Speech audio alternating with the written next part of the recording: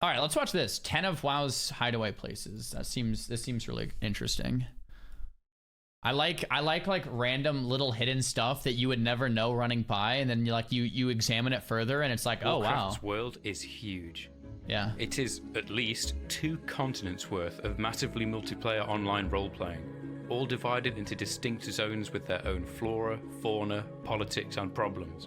The quests have you performing all kinds of tasks, ranging from checking on someone's mother to uncovering huge conspiracies and slaying dragons. But it doesn't just end there, and in a way, it never ends, because this is a world shared with thousands of other players, who between each other have created and continue to create their own cultures, histories, and stories. And this is great, and it's beautiful, but whilst flying up and down Azeroth, my eyes can't help but be drawn elsewhere, to the places between places, away from playable and non-playable characters, but not from character.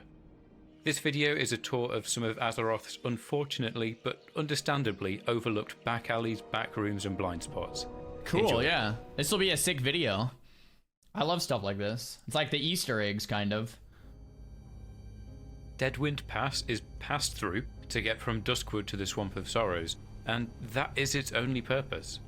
It's a grey husk of a zone, full of long dead trees and huge craggy rocks, and should you travel through it, only its blistering wind will keep you company.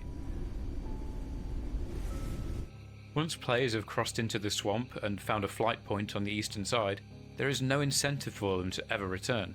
There are no quests, interesting mobs, no vendors, nothing.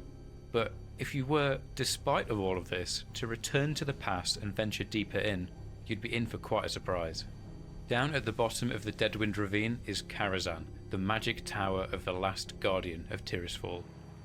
Years ago, after its previous owner was defeated, the place was sealed and has since become forgotten. This place is wholly unlike any other part of Azeroth. It's a... Correct me if I'm wrong, guys, but I think I remember hearing something along the lines of Kazan was supposed to be a raid in Classic World of Warcraft that they never got around to releasing in Classic WoW. They just ran out of time, you know, whatever, and they ended up releasing it in TBC. Yeah, exactly. Okay. Huge structure that reaches well up into the sky, but today we're not going up but down to the crypts beneath. Okay, so we saw this in the very little is known about the crypts. And this place funnily is enough, creepy. That's what makes the place quite well known in the game's community. And if you're on any other version of the game than the first, access inside is quite securely blocked, though there are cheeky methods of getting through. Though we're sheltered from the wind of the pass above, instead what we hear is replaced with the clinks of faraway chains and an ever-present heartbeat. In the first room is the Well of the Forgotten. I wouldn't get too close. After the first room, we're taken further down into the earth through the Pauper's Walk. The walk splits apart and winds around and all the while down over the bones of skeletons of all misshapes and sizes. I've never been in here, man. 2 different rooms. The first is a huge chamber with an uneven, bone-ridden dirt floor and 2 rows of 3 individual tombs. Each tomb has its own large iron gate or door that sounds terrifying when opened.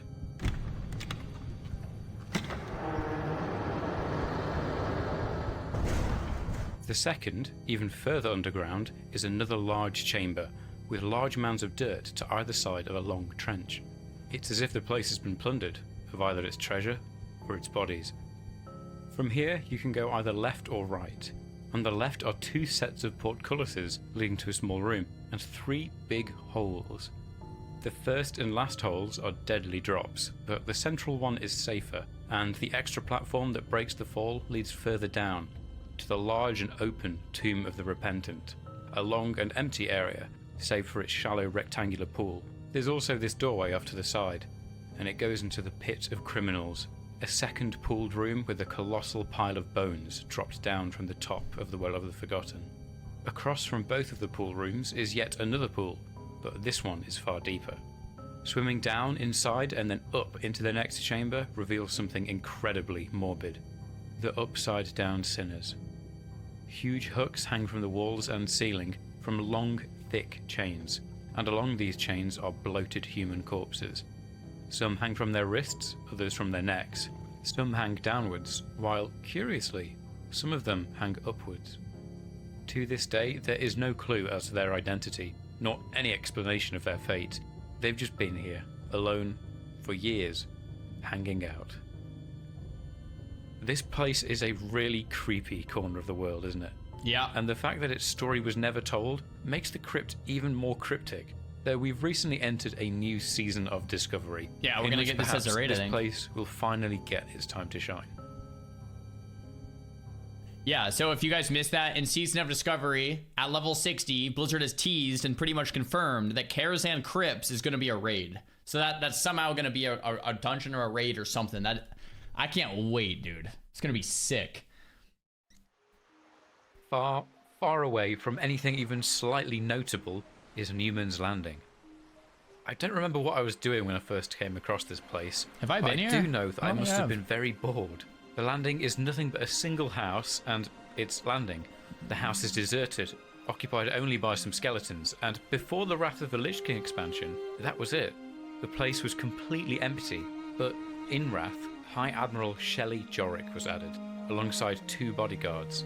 He belongs to the Booty Bay faction, and is actually a vendor who, for some reason, sells blacksmithing supplies. He also sells the plan to make the solid iron maul. It's useless. A couple of other facts about this goblin is that he plays gnome voice lines, which is amusing. Good day to you. And that killing him rewards 5 reputation with the Bloodsail Buccaneers faction. There was a time when killing him on his days-long respawn timer was actually a viable strategy to increasing that faction's reputation to Exalted. The thought of someone actually attempting that makes me shudder. It's a very, very small location, but I think that maybe it's the most remote in the game. In Wrath, Stormwind Harbour was added, and it's not too bad of a swim from there, but before that you'd have had to hug the coast all the way from either Menethil or Westfall. The Warcraft wiki mentions a theory that the landing is a place where newly made characters are born, before very quickly afterwards being teleported to their proper starting zones. But I couldn't find any sources for that, and I'm going to assume it's not true. Yeah, I don't think that's true at all. A truly useless place, but also truly interesting. I've never been there in game, I don't think. I don't think I've ever been there in my life. Naris is a remote zone, right in the southeastern corner of Kalimdor. It's a desert, both literally and figuratively. There's the odd skeleton or ruin, but most of it are just sandy dunes of nothingness. But around the edges are some interesting places, especially around the coast. According to the map, well past the mountains is a triangular patch of land poking down to the south. There's no proper route down there, but should they go exploring, a patient swimmer would find themselves at the Land's End beach. Yeah, there's a quest down here. The place is full of turtles and not much else, but a look out to the seas reveals that we're not quite at the end of land. Far away are the silhouettes of 2 islands, well off the map. Those who try to swim over will run up against fatigue and won't be able to get too far, but with the right amount of preparation, you can just about make it to the closer island. Despite how remote they are, the islands are actually quite populated. There are some South Sea pirates, some goblin and gnomish buildings, and even an empty oil rig between the islands. The place seems quite normal and unassuming, honestly, aside from the mound of freshly dug dirt from the southern island. During the Scepter of the Shifting Sands questline, you're sent here to retrieve a book that was buried for safekeeping. Oh, cool. What you dig out of the ground isn't quite what was expected, but that's another story for another day, because if I went on a tangent about the Scepter of the Shifting Sands, we'd be here for hours. Yeah. I've never been there either. I'm over. Flying over to Moonglade, many have noticed a special bit of scenery on the ground below. It's the A village AoE of grinding dancing spot, trolls yeah. isolated in the mountains. Of those many, some have probably wondered if it's possible to get there. And of those some, a handful tried. And of those handful, someone, at some point years ago, finally found a way in. In the western reaches of Winterspring, just above the entrance to Timbermore Hold, is a hidden mountain trail.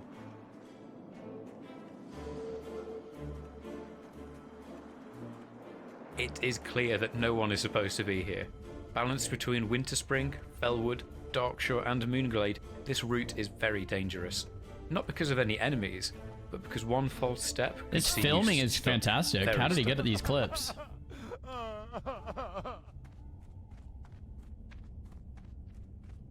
From here, the only way forward is down, and if you were to use a way to break your fall, you would land down next to the Shatterspear trolls unscathed. There are a AoE few grinding spot, buildings, boys. a cool bridge, a cave with some stone tablets, and of course, lots of dancing trolls, who are happy to let both Horde and Alliance join in.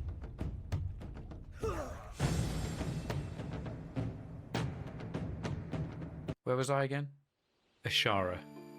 Though now it's a remote and relatively empty place, it used I know about this spot, but I have actually never been here either.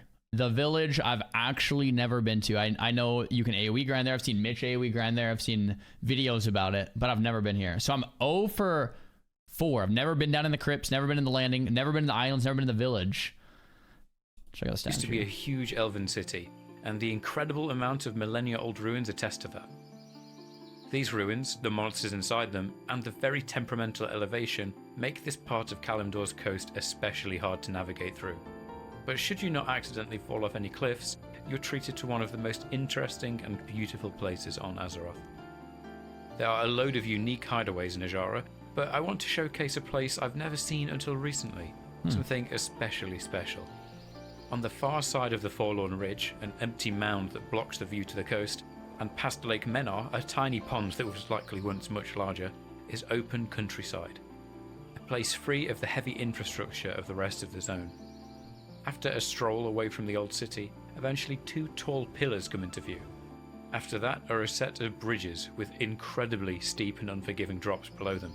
If you fall down here, you'll have to swim all the way around. Over the bridges, the pillars are revealed to be legs. Oh. This is called the Ravencrest Monument, and judging just by the legs and head at their base, the scale of this statue is incredible, and it would have been a wonder of the world back in its day. What is Cool. now Asara was once the capital of the Night Elf Empire, and what's left of this statue, more than anything else I've seen, paints a picture of what the world looked like prior to the Great Sundering, and just how much of it has been completely lost to history. 0 for 5. I've also never been there. During their time in the Hillsbrad foothills, both Alliance and Horde players must have at one point wondered what this seashell-shaped island I off have the been coast was here. about on I the got map. ported here yesterday. You know the item from Nomergon, and it ports you to a random spot. I got ported here yesterday, man. Nice. I got But one. as there was no incentive to swim over, few players would have taken the dive. The island is Pergation Isle, and it's not a seashell, but instead a stack high above the waves with a steep path spiraling up to a ruined tower at its peak. I got ported there right here. The place seems to have once been some kind of religious sanctuary or chapter house. It is still quite populated, though not by the living. The ghosts of many paladins, clerics, and other classes are still walking around, completely hostile to any visitors. Most of them are level 58 elite too, so Yeah, any they're leveling tough. adventurers from South Shore would be punished for their curiosity should they try to approach. The story of this place is revealed very unexpectedly, in Blackrock Mountain. Whilst halfway through the long and arduous quest chain to upgrade parts of each class's dungeon set, players have to talk to the ghost of a gnome called Bodley. One of the tasks you perform for him is to gather components, and this quest can take you to one of 4 places: Frostwhisper Gorge in Winterspring, Hive Regal in Silithus, Tyr's Hand in the Eastern Plaguelands, or Pergation Isle in the Hillsbrad foothills. Should you get the last variant of this quest, you're tasked to defeat these ghosts until one of them drops a unique item, the Soul Ashes of the Banished. Wow. And the description reads, "These ashen remains of an exiled soul pulse faintly with the echo of a once promising life." So cool, man. What a dope So quest. from this, we can gather that the island was once a place of exile from the church, where paladins, priests, and other clergymen were sentenced for their heinous crimes. The next quest in this chain also has 4 variants to kill 4 different bosses, and to accompany this hunt, you're given a book with more information on the possible targets. Under the section about a 2-headed ogre necromancer called Cormac, it explains that one of his heads was good, whilst the other was quite evil. The influence of the evil head led Cormac to dabble in necromancy, and one of his first necromantic acts was to summon the spirits of Pergation Isle and torment them. Cormac would later find himself in Scholomance, but of course, that's a story for another day. Oh, and one last thing, I really like the statue down by the landing. The wine glass could perhaps reference some kind of suicide ritual in which the condemned of the island are purged, but I'm probably reading into this a little too much, aren't I? That's dope, dude. I love that. Just random places in Classic that they take you to, and like 99% of people never see. Ironforge Mountain, and just by its side is Ironforge's Airfield. I've been there. Okay, Alliance I've been here. players are likely accustomed to passing over it on flights north to Menethil Harbour, and that's as close as you're supposed to get to it. But over the years, people have devised cheeky ways to break in, and when they do, they're greeted by some lovely scenery. The most notable part of the airfield is, of course, the airstrip itself, and its long line of gnomish flying machines off to the side. You'll see one here or there, but never this many in the same place. Also, it's not exclusive to the airfield, but I love these turreted structures that the dwarfs build out of the side of all of their mountains. Yeah, that's cool. It really adds to the scale of the city in the mountain. It looks really nice outside of Grimbertoll too, if you cared. That is dope Down architecture. from the airfield, the skirmish that you'd usually see happening on the frozen lake from up high is actually joinable. Ironforge fends off against Frostmane trolls on a constant loop, and of course they win every time. Around from this skirmish is a way even further up, right to the peak of Ironforge Mountain. It takes quite a while to navigate yourself up, but thankfully some explorers are camping halfway up and you can rest at their fire. At the very top there's a flag, okay, just to prove I've been there. Interestingly Spoilers. enough, these explorers belong to the Stormpike Guard faction. Just a tidbit. We definitely weren't the first up here though. There's a firmly planted dwarven banner from It's before, actually really cool. next to the exposed remains of an unfortunate explorer who didn't survive the trip. So it seems the view really was to die for. That's so cool. At the very, very, very, very tip of the mountain. Okay, so I'm two for whatever. In Ironforge's throne room is a 2 big for 7. sealed door.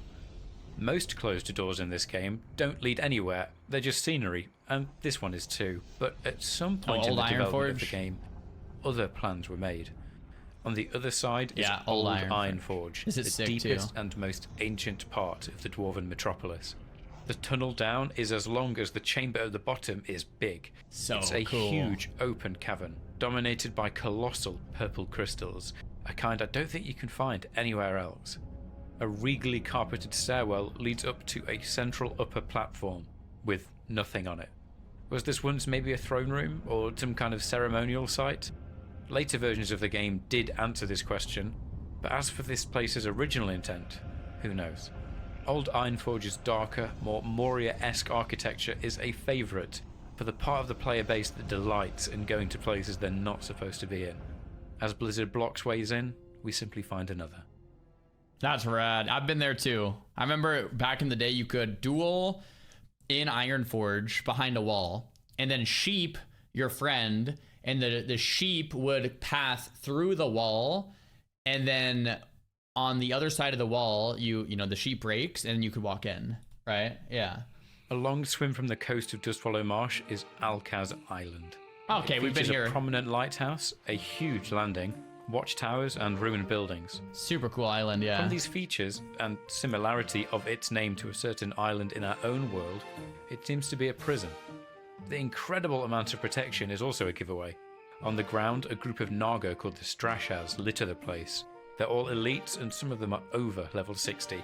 And in the skies are lots of patrolling Firemane Drakes at the same levels, making this place perhaps the most secured area in the entire game. Tucked in bed upstairs in the large building at the centre of Alcaz Island is Dr. Weevil, an evil gnome scientist who somehow lives here with his minions. His minions are inside this building and outside next to his parked flying machine. They are, or maybe were, dwarves, with scary looking goggles and bright blue skin.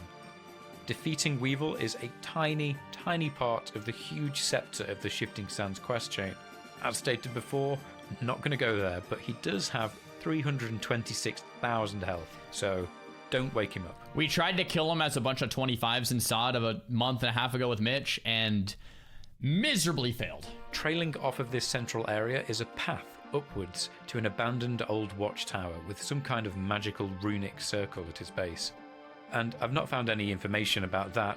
What I have found information on is regarding the island's underbelly. Throughout the island are these barred up holes, the kind I don't think you can find anywhere else. The way down there is just next to Weevil's flying machine, and heading below reveals a secret underground prison complex. Oh, wow. We didn't go The in place here. is partially flooded, and it seems like a lot of it has been caved in, leaving just a single empty cell. At first glance, but the keen-eyed will notice that this part of the flooding is far deeper than the rest. Underneath is a gosh. swim to a secret section of the prison, containing Tide Lord Rurgaz, a generic enemy. This is a bit of a letdown, but there is a very interesting reason why. The Tide Lord is a mere replacement for who stood here in the earliest patches of the game, King Varian Rin. Originally, the long Defias quest chain would have led us down to this room. We'd have likely fought our way down here, rescued the king, and saved all of Stormwind. Plans seem to have changed though, as at about the same time the gates of Ahn'Qiraj opened, Varian was gone, and Dr. Weevil made his bed on the island instead. That's But wild. without our help, the king would eventually find his own way From the back comic, home yeah. anyway, so it's okay. Wow, I never knew. Jumping west from the Thandol span and then swimming north will take you to Faldir's Cove, a small Yeah, quest we've hub been in the here. Arathi Highland Okay. zone that a lot of people missed out on, before questy, that is. Jumping east and swimming north, however, will take you somewhere questy never would. The swim is a very long one. Yeah, in but at Season the of end Discovery it is we a went small here. patch of land, much closer to sea level than the rest of the Highlands. So in Sod, Blizzard made this into the whole quest chain for... I mean, a bunch of different classes got one of their runes here. I think for Shadow Priest it was... Was it Shadow or Death or Shadow Fiend or something? And yeah, there's some cool quests here in Sod, which I'm so happy. Like that's what Blizzard should have done. Use these random places. It's for Mind Spike. Yeah, you guys are right. Brain Freeze for Mage, I think. Yeah. Using these places that people have never been to but are so cool, make them destination points for Sod, and that's what Blizzard's doing, and that's really cool, man. This place has no name, no quests, no chests, no enemies, nothing like that. It's just a dwarf husband and wife, living at their farm, taking life one day at a time. There are 2 patches of crops growing, some kind of cereal, a big landing area, some nice dwarven architecture, a load of rats, most of them are white for some reason, a couple of rams in the stables, an outhouse, and a farmhouse with a greatly detailed interior. And that's it. It is Sanctuary Manifest. Thanks for watching. Please like the video if you liked it, subscribe painting if is you that? like me, and Is this Jaina or is that what's it, Anixia? What's her the girl that's Anixia? Is that her? Katrina? Yeah, is that Katrina, you think? Lady Prestor? Kind of looks like leave a Lady comment if you have Prestor. something to say. Channel members Imelus, Morian, Silux, Nightseeker. All right, he's doing his things. That was a great video. I'm really happy we watched that. I was feeling really bad at the start. Someone in the chat was like, Czar, you're a mop baby. No, I've been playing since 2004. I've been playing for the last 20 years. I've never been down in the crypts. I know about it. I've never been there. Never been to the landing. Never been to those islands. Never went to the village, even though I knew about it. Never went to this statue. But I have been to all of the other ones. So that's kind of cool.